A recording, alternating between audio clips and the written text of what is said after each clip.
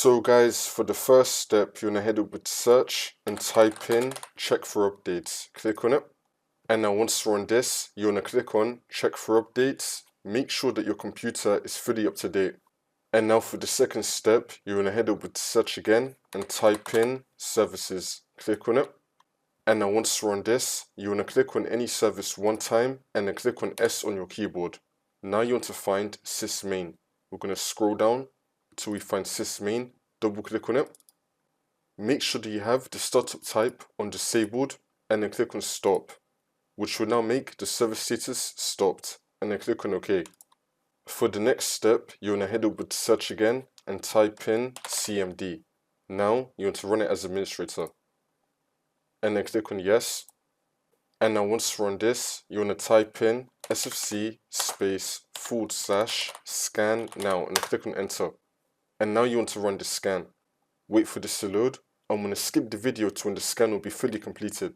And now once that's been done, we're now going to type in DISM /online /cleanup -image /restore health, and then click on enter again.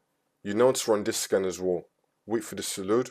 And now once that's been done, we're going to run one final scan. It's going to be chkdsk C:/F//R. If your Windows drive letter is something else and it's not C, you could just change it to that. So now you want to click on enter. And then once this comes up, you want to type in Y and then click on enter again. And now once you do all of that, for the last step, you just want to restart your computer, but keep on watching the video. So I'm going to restart my computer, keep on watching the video. And now as the computer is turning on, it's going to be saying to skip this checking, press any key. Do not press any key. You do not want to press any key. Let all the seconds load in, and it's now going to start running the scan. Now once you complete this final scan, it will take you back into Windows, and then the problem should be fixed.